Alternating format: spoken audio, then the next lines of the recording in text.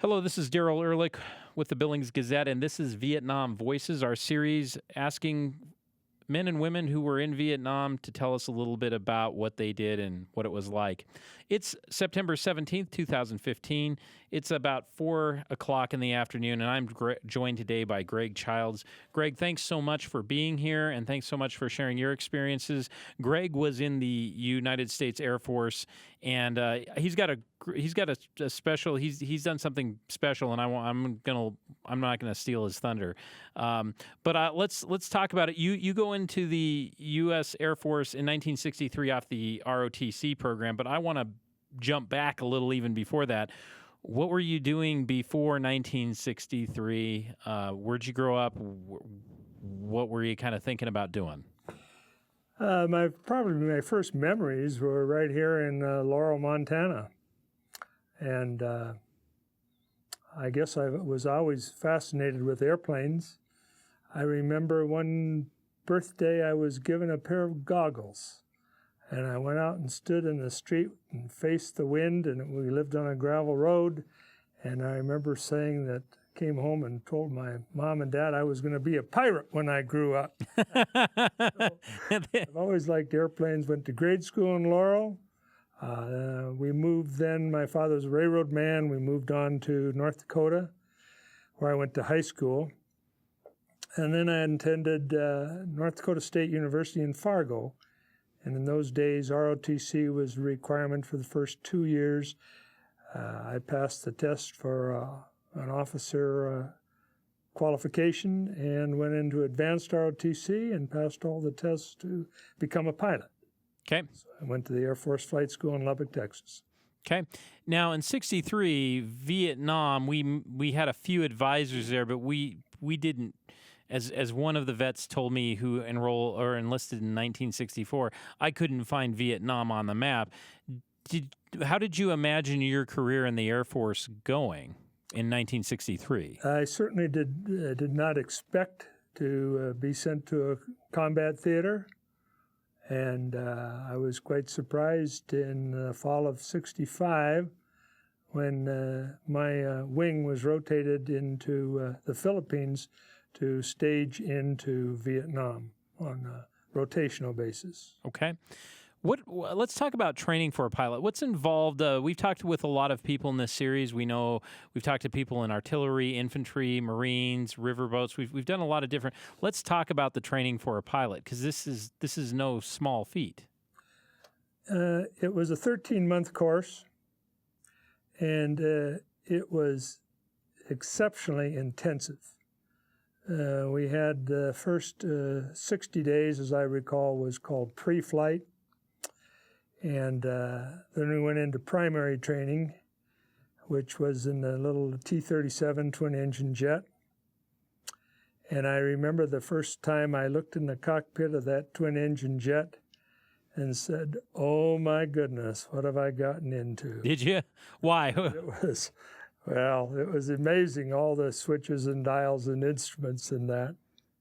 We flew that for approximately 5 months, and then we advanced to the brand new supersonic T-38 Talon, which was a supersonic airplane and a service ceiling of 50,000 feet.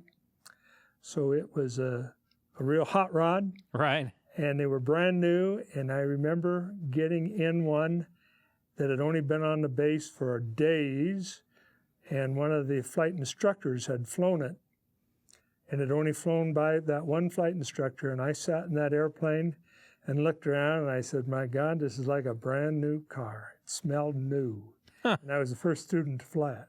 How was that? What was it like flying a supersonic jet? Super. Right, yeah. It was extremely fast, high performance. One day I was with an instructor, and he asked the mobile control unit if we could have what do you call it? I think it was called a performance climb. And it was kind of a cool morning, which airplanes like. We took off in burner. He was flying. I was just riding along with my mouth open. And he pointed that thing straight up.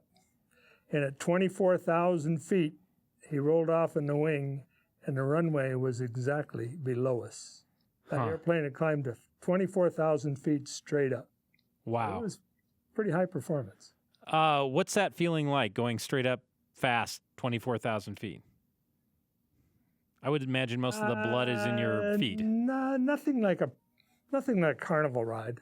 Okay. Actually, a Carnival ride is more exciting, it's kind of scary for me. I won't ride in a roller coaster. Really?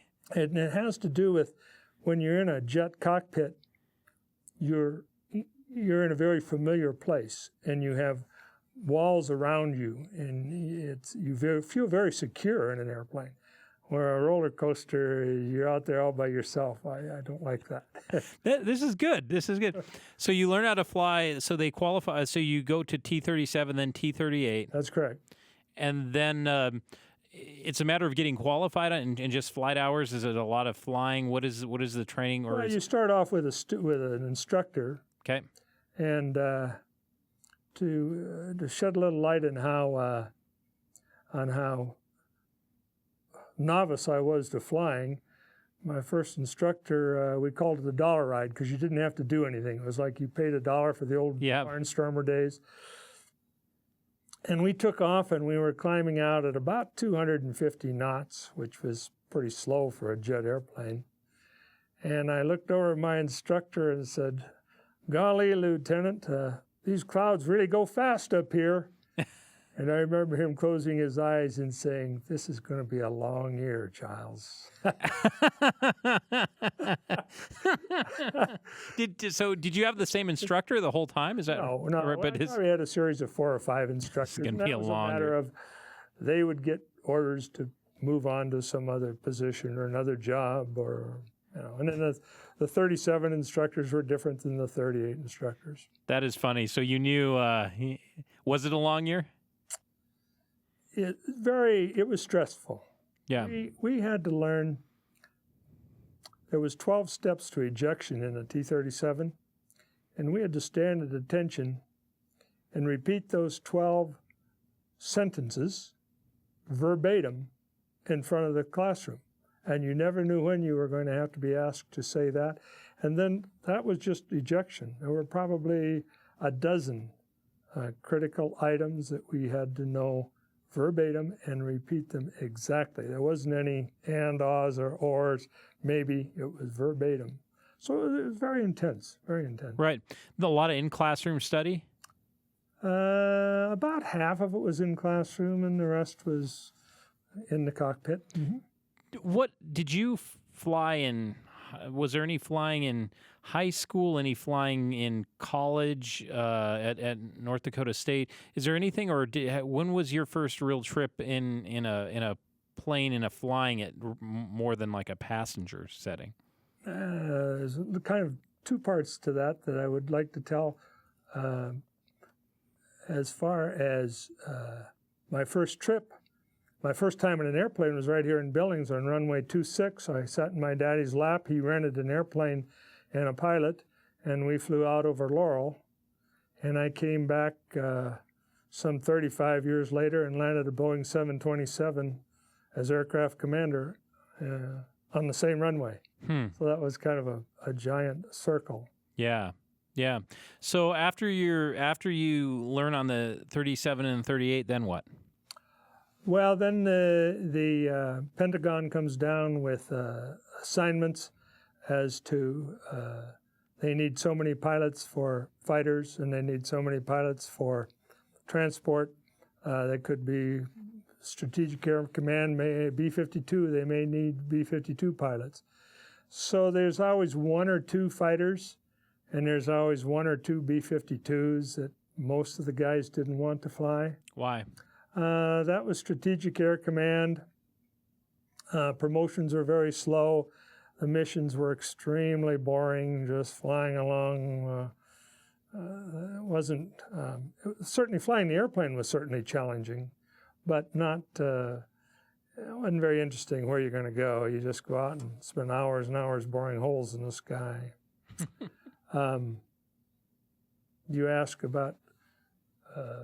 we did in ROTC, they had a program called Solo Club, and there were 8 of my fellow classmates, all seniors, we got 30 hours in a Cessna 150. Of those 8, 3 were killed in Vietnam. So that's kind of high mortality rate. Yeah. 3 eighths in one war. 38% of them. Yeah. What's so then you got your assignment. What was your assignment? Mine was the Hercules. It came down out of a class. We graduated about 45, started with 55. For various reasons, we lost 10. Some decided to quit themselves. Others were had medical reasons. Some were constantly sick in the airplane, and they just got airsick, so they had to quit. And our particular class, we graduated, I think, 43 or 45, and we had perhaps 35 of those were Hercules airplanes. Really? So the Pentagon needed Hercules? They just needed Herc pilots. 2 classes behind me, they all got the back seat of the F-4 Phantom, which was a fighter airplane. So it was kind of a crapshoot what you were going to get. And the Hercules is a C-130, right? Yes, it is. And let's talk a little bit. Were you disappointed with that assignment? No, because I graduated just about in the middle of the class, and I knew I wasn't going to get a fighter slot because there was only 3 or 4 of those came down. And the Hercules was really my second choice because it had a worldwide commitment, which was a tactical airplane as opposed to military air transport. And our mission was to support the military every place in the world. And I saw a lot of the world flying the TAC 130s, the Hercules 130 for a tactical air command. So one of the things about the Hercules that I was reading, and I was wondering if it's known it can land in almost on any kind of paved runway or just flat. It's one of the big planes that it's known for being able to land in really rough terrain. So pilots have to be pretty skilled at being able to put it down. Is that true? Is that one of the characteristics of the craft? Yes, we were actually, after flight school, we went on to advanced flight school, which was the Hercules. And after that, we went to combat training school, where we learned to land on short fields and, of course, drop all sorts of equipment out of the back of the airplane, some of it as low as 5 feet off the ground, and some at high altitude. The Hercules was designed as a high-wing airplane with the landing gear was very close into the fuselage and supported on vertical struts so that it could take a tremendous hard landing. You just about couldn't land that airplane too hard. And it was not untypical, particularly in Vietnam, that we landed in 3,500-foot dirt, hard-packed dirt. But we landed on pure steel planking, aluminum mats. Matter of fact, in South Vietnam, there were only 4 runways that were concrete. Right. So you had to learn to land in some pretty rough conditions, and it stuck with you. Most of it was hard-packed dirt. A lot of PSP, pure steel planking, and that could be laid down and interlocked together, and we'd land on that. Okay, give me an idea. Let's talk about some of the characteristics of the 130. They're huge aircraft, right? I mean, they're big and they're strong. I mean, they've earned the name Hercules. Let's talk about how many engines do they have? What kind of what's it like flying one of these? From if you get in the cockpit, what do you need to know about these? They were a 4-engine turboprop, which meant it was a jet engine that was geared to 4-bladed propellers. There were 4 of them, and they had because the props were so big and there was so much power in the engines that, as I recall, that was 18,000 pounds of torque in each engine, and torque cannot really be translated to horsepower. Torque is a different, kind of a different cat. But what was so nice about it is that when you applied the power, you had instant response. As a matter of fact, one time we landed on a very soft field in South Vietnam, and because the airplane weighed so much, it sunk into the tarmac, the asphalt, as it was parked, and it sank right down to the gear doors, and we were probably the wheels were probably 2 feet into the tarmac, all 4 tires. And all we did was put the flaps down and applied full power to the airplane. The propellers put so much lift over the top of the wing that the airplane actually rose up out of its sunken position and proceeded down the remainder of the runway. So it was a tremendously powerful airplane. Did you realize when you did that would be the effect, or how did you solve that we problem? Just landed on this runway, and we left the airplane. And we went to find some sea rations. And we came back, our airplane had sunk down into that soft asphalt. So did you know how to get it out? No, actually, we called Command Post, which was back in Saigon, and we asked them, Ton Son Nhut Airfield, and we asked them, what do you think we ought to do? And they came up with that suggestion, and by golly, it worked. The propellers provided lift over the wings, and it just lifted the airplane up. Wow. That is an incredibly powerful. And what when you were flying 130s in Vietnam, what were the missions? Were they? Most of it was resupply, and when I say resupply, that was everything. I mean, we carried ammunition, we'd carry tanks, heavy equipment, jeeps, howitzers. That was the biggest part of it. And troops, of course, we ferried troops all around, both South Vietnamese troops, Korean troops, mostly American troops. And then we did a lot of air evacuation. Quy Nhon Airfield on the coast of the South China Sea was the major hospital in South Vietnam. And we would go in there with 2 flight nurses, and we'd load, as I recall, we could carry 60 litters of patients, and some would be ambulatory. About half of them, or maybe more than half, were on these litters. And then we'd fly them out to Clark Air Base, which was 3 hours away in the Philippines, near Manila. And Clark had a first-class military hospital, and that's where they were just patched up until they got to Clark. And then they were, very well taken care of there. So were you based, when you were in Vietnam, were you based in country, or did you fly out of a base in Manila, or when? We had a very strange operation. We were actually permanent change of station to Mactan Island in the southern Philippines. And from Mactan, we went on temporary duty 10 days in South Vietnam and then 3 days back.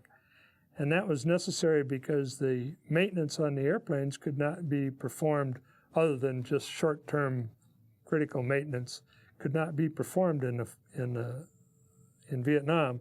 So we had to bring the airplanes back, and we'd bring them back, and then we'd have 3 days.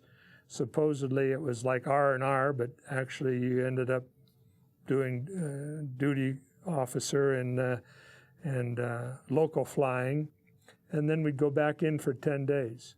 And so we were actually permanent change of station in the Philippines. Okay. Did you, when you found out, so you're training for this, you're training on the 130, and then Vietnam heats up right in the middle of your service here. When did you find out you were going to Vietnam or this Southeast Asia, and what do you recall thinking? Because now you're in a war theater. We were sent temporary duty to Clark to begin one of these 10-day rotations. And when I say Clark, that's in the Philippines. We were sent temporary duty to Clark, and then temporary duty from there into Nha Trang, Vietnam, for 10 days.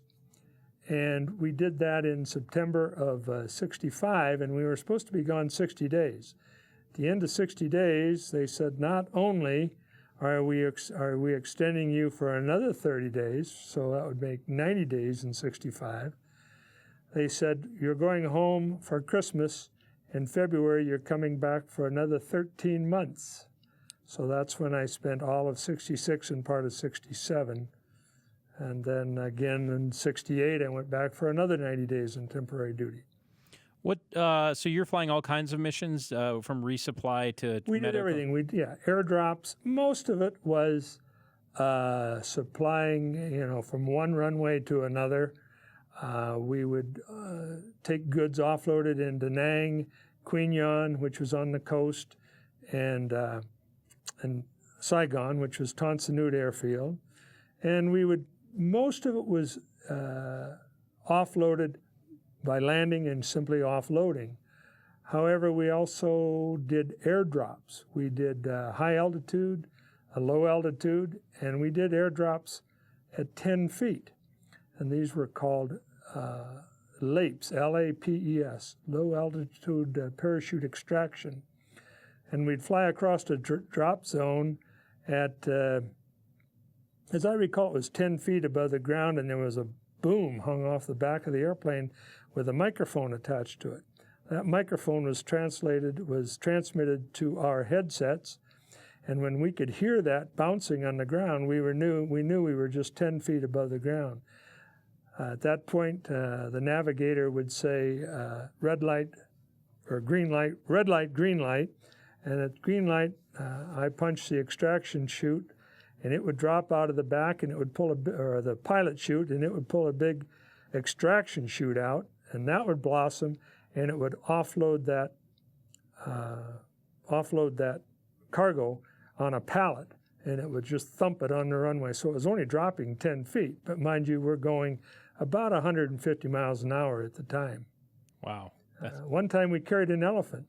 We had 2 elephants in the airplane. I want to. Why did you carry an elephant? This is a more primitive war than I've been led to understand. Well, the Monyards of northern Cambodia, and I believe it was Cambodia, and I might be mistaken, it might have been Laos, were supportive of the military action of the American military. And as part of a tribute of contribution to them was to give them elephants, because they really prized elephants. And we had these 2 elephants, and they were young ones, and each elephant weighed 3 tons, which of course is 60,000 pounds apiece.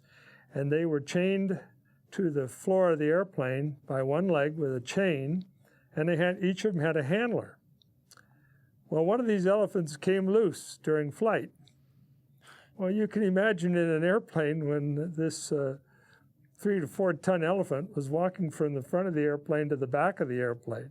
And the airplane responded, as you might expect, with the nose pitching up and then down and up and down.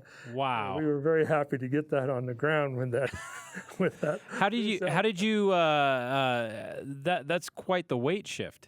Oh, yeah. So how do you control a plane when it's a lot of pushing and pulling. Right. And what about landing? Because if it's unstable, the same thing. Landing. We just could only hope that he wasn't going to move during landing. And that's the actual landing. I imagine that airplane was pitching nose up and nose down, maybe as much as 5 degrees. Wow. So it was a kind of a roller coaster ride up there.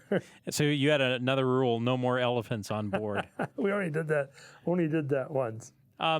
What about what are you when you're only 10 feet off the ground? That's got to take a lot of skill to keep it level and not. I mean, that's got to be a little nerve-wracking, isn't it, just to fly 10 feet off the ground? Well, mind you, this airplane had centerline landing gear, and of course we did that with the gear down, right. So that if we got closer than 10 feet, the wheels would just simply hit the drop zone. And the drop zones were always clearings, they were right, they were open areas. So skill, not so much, because the airplane flies at 10 feet above the ground the same as it does at 15,000 feet above the ground. Right. Wings level was not a concern. It just, you didn't want to get too low, because if you hit the ground, you would bounce back up. And that was the purpose of the microphone dragging behind us. Right. What are aerial what are our aerial drops hard things to do, or are they easier? No, they're actually pretty easy. Finding the drop zone and giving the green light to the paratroopers in the back is pretty critical, because at that speed, the drop zones might only be 150 yards long. And of course, if you miss it over the jungle, you're going to drop them in the trees. So that really was the navigator's job. We would hit an initial point, perhaps 10 miles out, and then the navigator, he had radar. He could watch the ground on radar, but he had to calculate when to drop that to tell the co-pilot. In those days, that was me. That to give a green light, and the green light came on in back, and the troopers would jump out when they saw that green light, and they could only hope that the pilots and navigators had them over the drop zone. Was that a little nerve-wracking? No, I wouldn't say it was. It was probably much more nerve-wracking for the poor troopers, because if we missed, they're going to be hitting the trees. Yeah.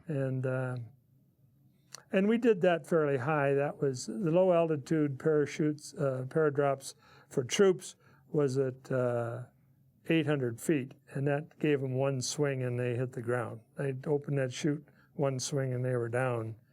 And well, they say one swing. It might have been two or three. And typically we'd drop at about 1,200 feet, which gave them a little more time. Okay. What the payload on a Hercules is huge, right? Is that, I mean, yes. How much does it carry gross weight? It weighed 175,000 pounds, and as I recall, our payload would be 65,000 of that.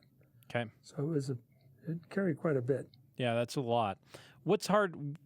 Is this a hard airplane to fly? No. Okay. It has a tremendous amount of instrumentation, unlike any airplane today, which is mostly cathode ray tubes and autopilots and button pushing. This was all manually flown. It did have an autopilot for high altitude cruising, but it had a huge array of instruments. And we did have a flight engineer, so he took care of a lot of the systems operating, and the pilots could concentrate on just flying. Right. So is it a hard? No. From a flying hard? No, not at all. No, all the controls are hydraulically boosted, and every system had at least two backups. I think it had 4 hydraulic systems, so it was not a hard airplane to fly at all. Did you? I know a lot. I knew a couple of bomber pilots. You know, the pilots tended to I don't want to say grow attached to, but have a fondness for whatever plane they flew. Did you have a fondness for the Hercules? Absolutely. It was so safe. Nothing ever. We had failures on the airplane. Once in a while, we'd lose an engine or develop a hydraulic leak, but there was so many backups, so many redundant systems that it was just very safe. If you lost an engine, you could still fly. Oh, yeah, we could lose 2 engines, fly on 2 engines on one wing, right? Which would give you, quite a moment of torque. The airplane trying to go one way, but it was it'd fly on 2 engines. Did you ever? And sometimes we'd go up if we were loitering. It's called loitering, and you're trying to save fuel to increase your endurance. And we'd go up and shut down the outboard engines and just fly around in the 2 inboard engines. So, So you could do. So you felt really comfortable and really safe in this. Yes, absolutely. Did you guys, when you were flying these? One of the things that I've heard a lot about, and it seems to be no matter what aircraft, that the enemy, if you flew, you were a target. Were you guys the same way? Did you feel like you were a target? Absolutely. Every time we went into short fields, unimproved fields, we were generally briefed as to whether it was considered hot or not. And sometimes we would land the airplane, taxi to the departure end, turn around, and with all 4 engines running, we'd lower the ramp, but never all only to the horizontal position, and push the cargo off. That way, if we should take incoming shells, we could immediately raise the ramp, push the power up, and while the loadmaster was pulling the ramp up from the back, we'd be running down the runway, and we could get out of there. One time we took, on one of those hot fields, made a short field takeoff, and we heard a series of pop, pop, pop, pops, and loadmaster says, "Hey, Captain," he says, "we just took some ground fire," and when we landed, there were 15 50 caliber holes, and they all went through the airplane behind the bulkhead, and we always laughed that the only thing that it hit that was really important, or that was important, was the honey bucket. We had an empty honey bucket when we landed. Did that worry you when you started taking fire? Because it doesn't have any. Does the Herc that you're flying doesn't have any defense systems, does it? Or no, it has no defense. About halfway through the 66 tour, we were given, the airplanes were outfitted with armor plating around the pilots' and navigators' seats. There was one under the seat and some on each side because the Hercules had windows down at knee level, and they put armor plating up on that. I'll just turn this up. Okay. I like the ringtone. I like that when I'm in a bar and I say, "Honey, can I have this dance?" Right. So there was some armor plating. Yes. But I never took a hit in the cockpit. We never got hit in the cockpit. Did you worry about it?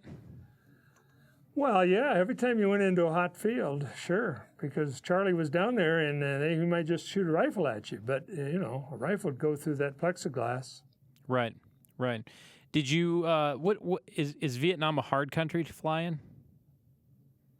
Well, all the runways, as I said, there were only 4 concrete runways in the entire South Vietnam until Cam Ranh Bay opened. And then Cam Ranh Bay was an island, and that had twin 12,000-foot strips for fighters. But prior to Cam Ranh opening, we were there. Matter of fact, I was the second C-130 to ever land at Cam Ranh Bay. Funny little story about that was I was sitting in the cockpit and the loadmaster came up and I was reading the Stars and Stripes magazine, military magazine, newspaper. And the loadmaster said, "Lieutenant Childs, do you want to come down here and help us unload this equipment?" And I said, "Heck no." I said, "Charlie, that's your business." And he said, "Well, sir," he said, "the base commander, who's a full colonel, and the base chaplain, who's a full colonel, are both helping unload the airplane." And I said, "I'll be right there." Because it was brand new air. They just opened the airfield. Matter of fact, it was so new we were carrying water bags in. Wow. Lister bags that they'd fill with purified water for drinking. So it was brand new. It was brand spanking new, yeah. That was Cam Ranh Air Force, Cam Ranh Bay. Were there any flights that you hated making? No.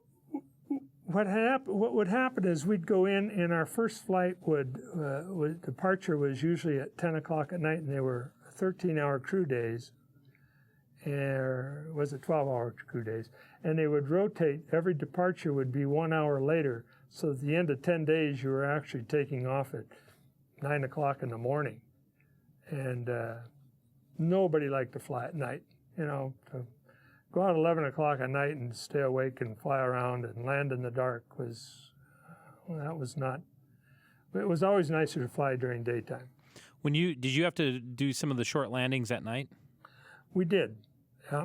And the runways were lit with what they called smudge pots. They didn't have actual lights, but they were those little black kerosene-fueled smudge pots that looked like a basketball with a candle in them, and they'd line the runways with that, and they'd line the touchdown zone with that.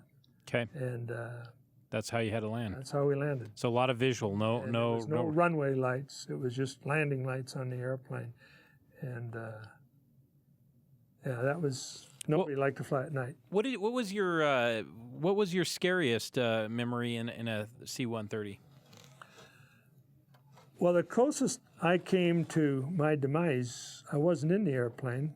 I was asleep in what we call a hooch, which was basically a tent with usually screened walls at the Tonsanute Air Base in Saigon.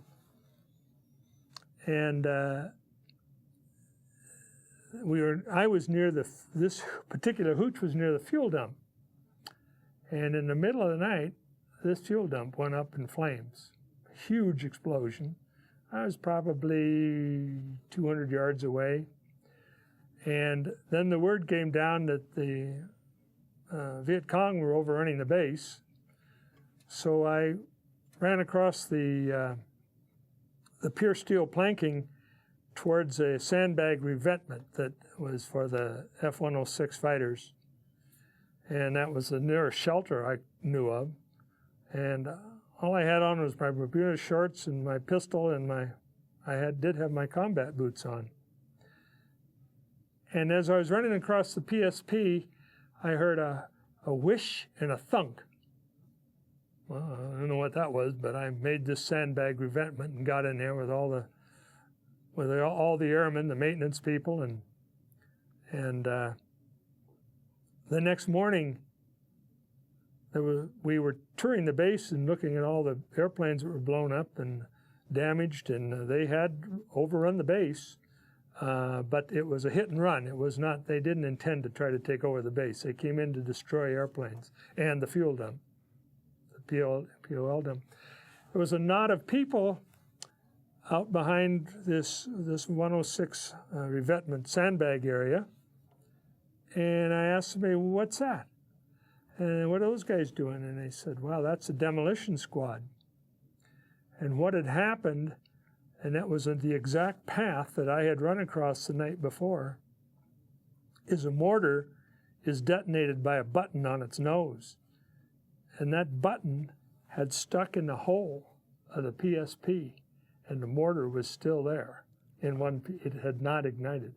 And I wasn't more than 10 feet from the path I had run the night before. Wow. So that was just that must have been an eerie, chilling feeling.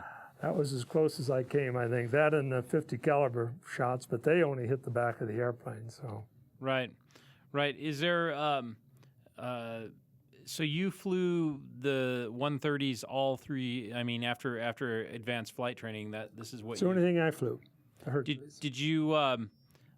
So when it came time to part ways with the Air Force, was it hard leaving it?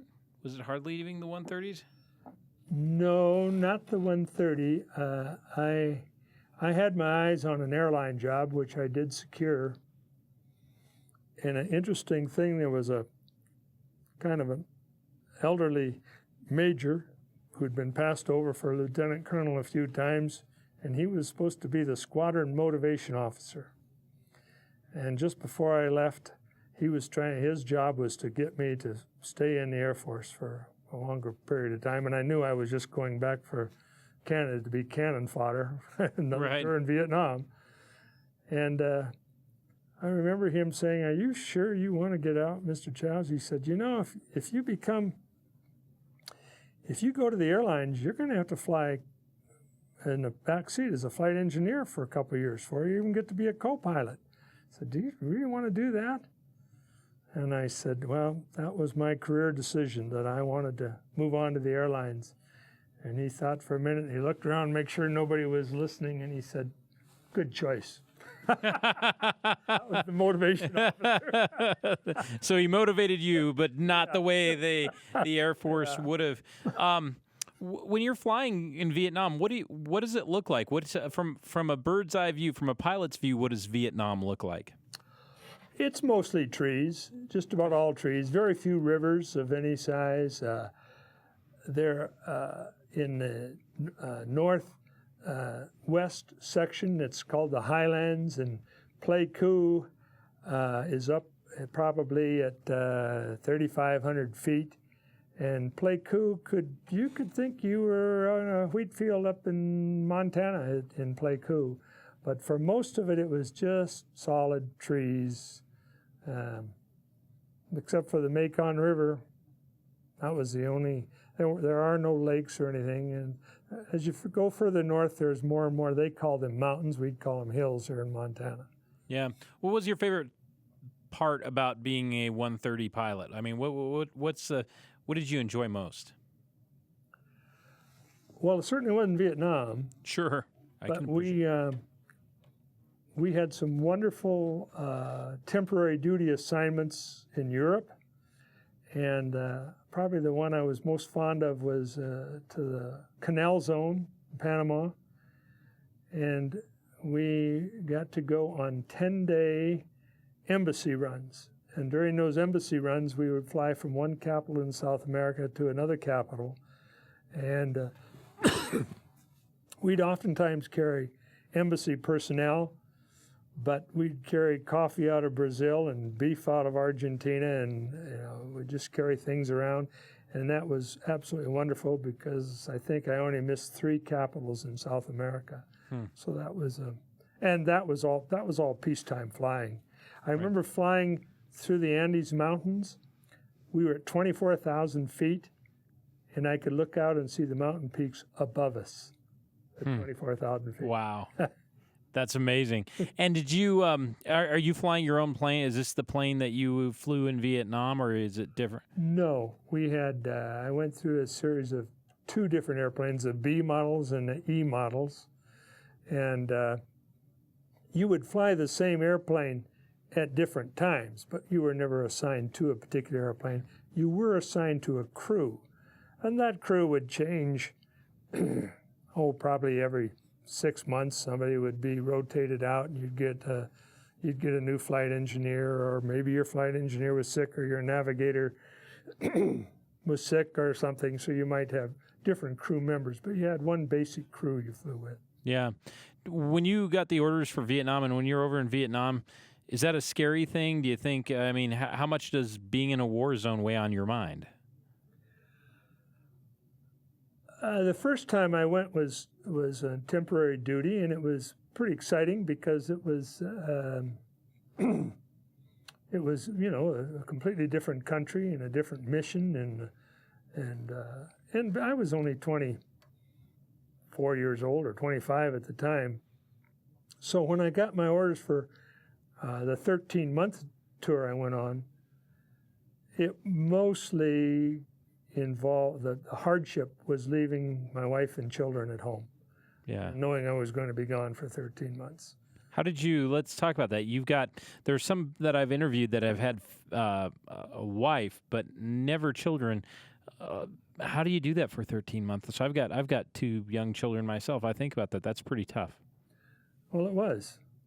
I left my wife at Langley Air Force Base, and she and the kids came out to the flight line, and I hugged them all and said goodbye to them, and I wouldn't see them for 13 months, and yes, it was very hard. Her sister flew out from Bismarck, North Dakota, and helped her and the children move back, and all of our household goods were put in storage, and she moved back and lived basically, for the most part, with her parents.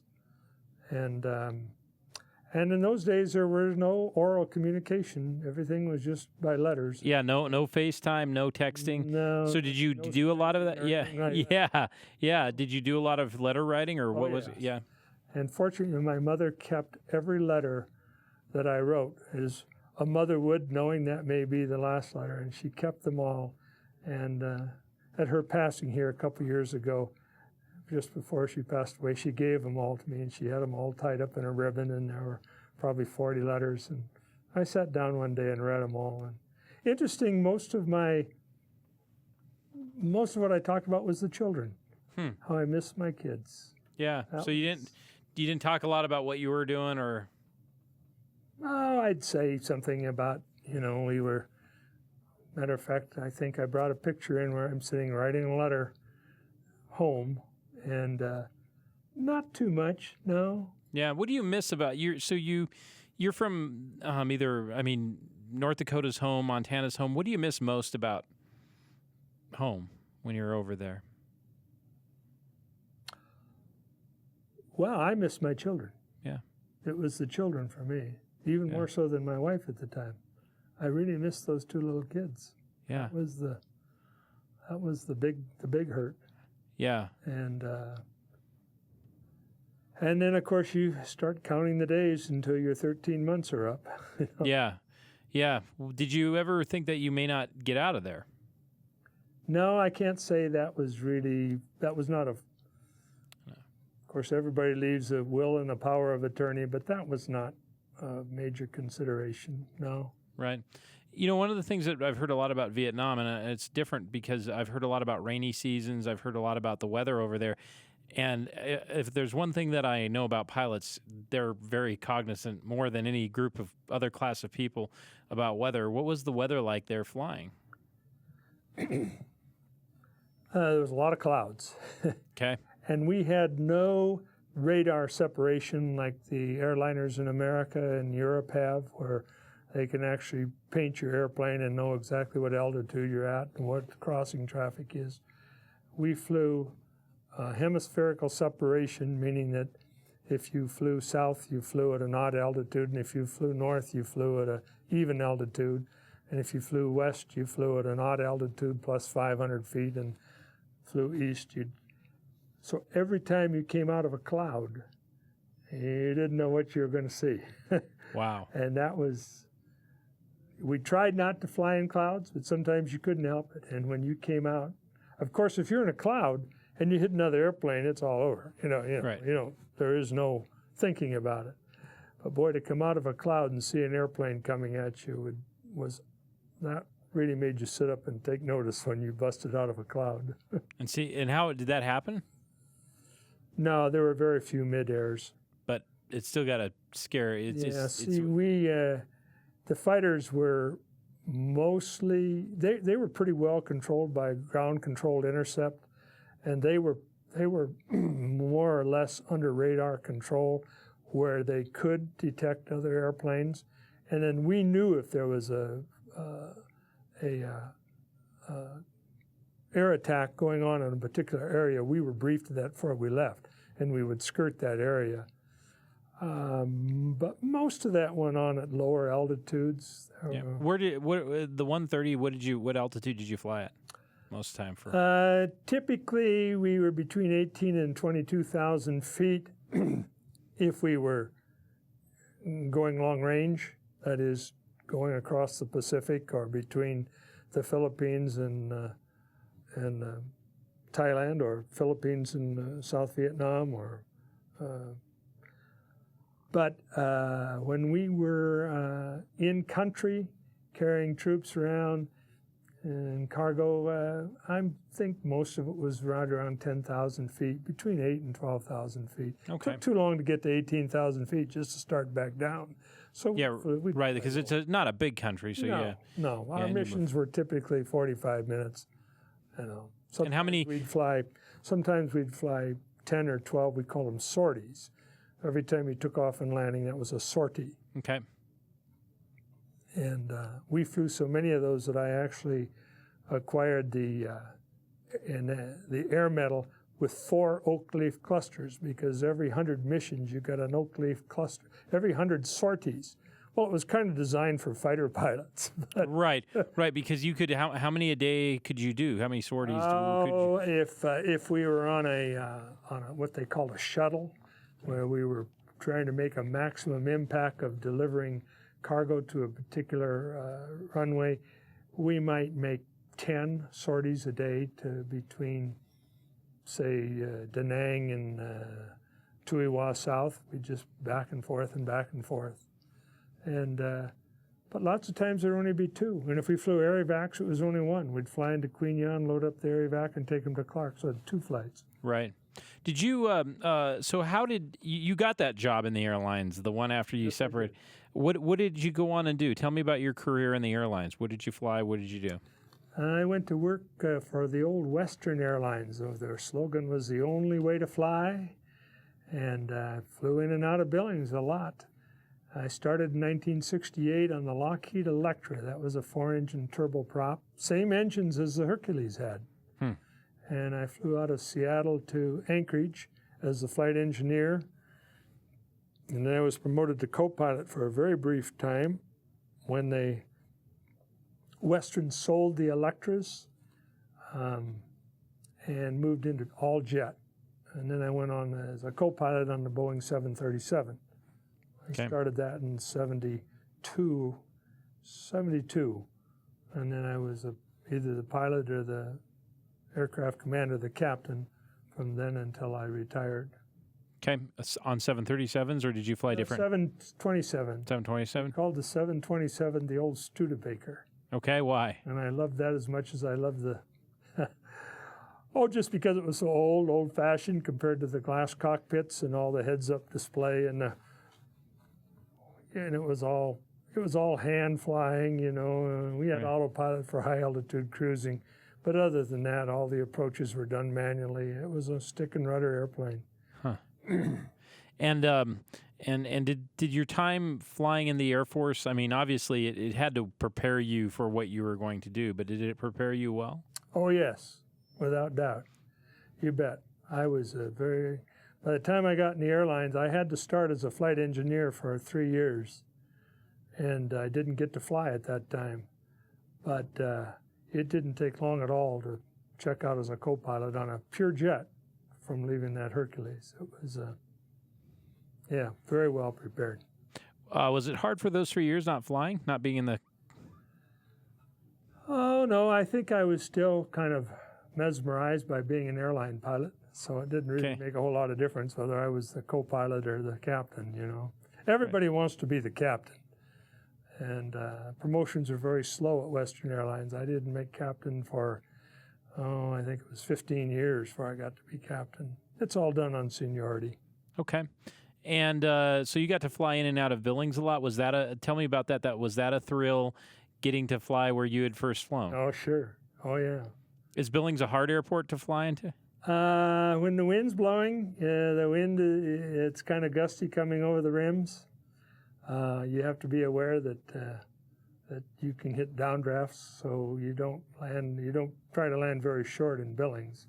Right. And had some interesting experiences I flew in the airline I flew in the airline for 29 years, so much longer than I did with in the Hercules.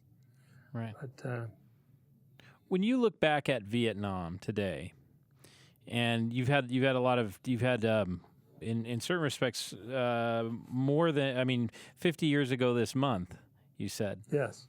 How do you look back on Vietnam now with that kind of experience and kind of lifetime to reflect on it? Well, I would like Americans to understand there's no such thing as a limited war. A limited war only serves 2 people. That's the Pentagon to make promotions and the arms industry to sell arms. No war is ever won as a limited war. And we saw that in Korea and Vietnam, and we see what's happening in Iraq and Afghanistan today.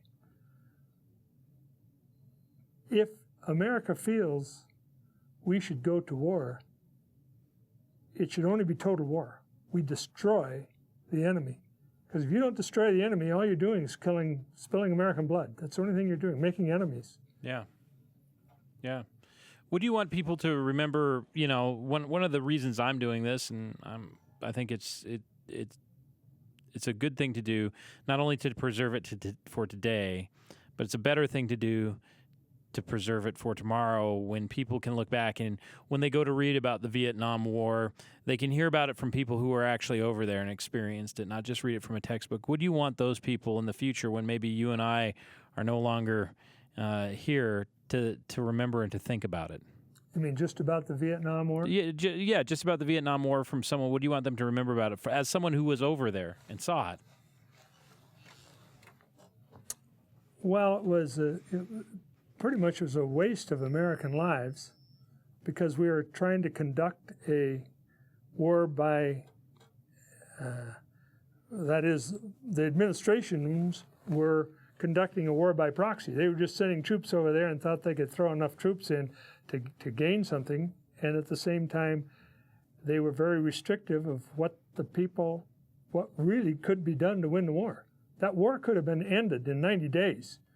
Just turn the B-52s loose in North Vietnam. That would be the end of it. Yeah. Destroy Hanoi, destroy Haiphong, and it'd be all over. But they didn't do that. You couldn't do this, and you couldn't do that, and you couldn't. And it should have been either a total war or no war. And in fact, even a total war wouldn't have ended anything. We could have pacified the North and the South, but eventually the communists would have taken over anyway. Yeah. So it was a waste. Yeah. What Same thing's happening in Iraq today. is that pain as a Vietnam veteran to see that? Is that painful to see history repeat itself? If that's Sure. Oh, absolutely. Yeah. What There's a wonderful expression that says history cannot be unlived, but with wisdom it doesn't have to be lived again. Well, what is our administration's thinking of? Just get out of these countries. Just get out. If England is attacked, or France, or Canada, some democratic ally, absolutely. Do what we have to do to support them. We shouldn't be meddling around the Mideast. Yeah. You saw the entire world, I imagine, through flight and from the air. It sounds like there's not a lot of places that you didn't see. What's the how do you view Vietnam now that you've seen so much of the world, as a country or as a place? Well, other than the fact that they're still operating under a communistic form of government, I guess I'd like to go back. So you haven't been back? I have not been back. And, there really wouldn't be much to see because the places we were, other than Saigon, we spent a lot of time downtown in Saigon. What do you remember about that? Ooh, the wonderful French food. Yeah? Oh, yes. The restaurants. And even today I love fried rice. I won't eat boiled rice, but I love fried rice. And they had absolutely wonderful restaurants. So I've heard Saigon was a really interesting city. Well, it was filthy. Smelled like sewer all the time. Okay. I mean, the sewers ran down the streets. Right. And the people were poor. And, the typical workman, I've got some pictures of laborers over there, and they just had on rubber thongs and gym shorts, and they were carrying sandbags around building something. It was very poor. Yeah. Very poor. Did you, when you came back, was it hard for you to get back to, I mean, you had a job in the airlines. Was it hard to get back to civilian life, or was it, you had a family, you had a job? I don't want to assume it was easy. I don't know that it was, but was it hard readjusting? When we came back my flight was out of Saigon late at night. I flew into Travis Air Base, which is the north of San Francisco Bay. We got on a bus. Well, actually, we stopped for a night day in Honolulu, where we were well received in Honolulu. Mm-hmm. There's such a big military presence there. Then we flew on to Travis, and we got on a bus at night and took us to the San Francisco airport, or that San Francisco bus terminal, because the next day, my traveling partner and I we were being dispersed to our home, to my home, and my home was back in Bismarck. But as we got off the bus in our blue uniforms, there was this absolutely filthy 1968 hippie who was unloading the bus at the airport, or at the bus terminal, and he said to us, he said, well, G.I. Joe, are you happy killing all those children over there? And this was just a scumbag, you know? Yeah. Tattoos, earrings, wearing dirty underpants. And thank goodness my travel partner put his arm on my shoulder and said, Greg, we're in uniform. Don't, Right. don't attack him. Right, yeah. But Darrell, I went back to a military situation in a military town. So no, it was not hard to adjust at all. And then when I went in the airlines, most of these guys were military guys. So no, it was not. Is it hard to not fly? I've got to ask this of a pilot. You're flying back and someone else is piloting, right? I mean, you're on your flight back. Do you ride as a passenger? No. Is it? Do you long for when someone else is flying a plane? Do you long to be up in the cockpit? No. Okay, No. You're happy letting someone else do. Sure. Okay, Sure. Fair enough. The pilots today in America, and I would include Canada and Germany and France, are so well accomplished because they have first-line air forces. These guys learn to fly looking out the airplane, as opposed to AirAsia. Those are computer programmers. They're kids that learn to compute programs, to run automated machines. They're not pilots. Yeah. One of them said, this is off the cuff, he said, we're always upset when we have to make a visual approach into San Francisco. I was based there. Do you know how many times I landed a Boeing 727 in San Francisco without, I wouldn't even need an altimeter. I wouldn't need anything but an airspeed indicator. I mean, you learn to fly. These guys don't know how to fly. Yeah. Yeah. No, I appreciate that. One of the things that we do in these, and I think it's important to realize, is you've got basically 5 years of almost 5 years of military history, and I've got this 1 hour or a little more than that, and so it's probably foolish to think that I can take all this and somehow package it. But is there any stories or anything important that I've missed that we need to talk about for you and what your experiences are? Again, related to Vietnam? Sure, or your experience in general. I have come to the conclusion that the people you see on the corners with their cardboard signs claiming they're a vet and they need help, it seems to me that all the guys that went to Vietnam who were well-adjusted, came from good families, and I know a lot of, whether they were enlisted men and officers, they went over there, did their time, and came back, and they took jobs and are productive people today. But there were a lot of losers that were drafted, and we know where they are today. You can see them on the streets every day. Shirt tail hanging out, sloppy looking, scuffy high school dropouts. They were losers when they went over there, and they're losers when they came back. Vietnam didn't do that to them. That's a cop-out. That's the only time they had any importance in their life, is when they gave them a gun and said, here, go kill somebody. Then they were important. They took the gun away, they're right back where they were. Yeah. Fair enough. Well, I want to thank you, for coming in and sharing your story. I want to thank you for flying in service, and thank you for doing what you did. Thank you for your years of service, especially. I think anybody who has kids and a family. I mean, not that most everybody had family back home, but you had a young family, and that's a true sacrifice in a different way that you made. And so I thank your family too. I want to thank you, anybody who has tuned into these series, for listening. This is Vietnam Voices with Darrell Ehrlich, and I have been here with Greg Childs.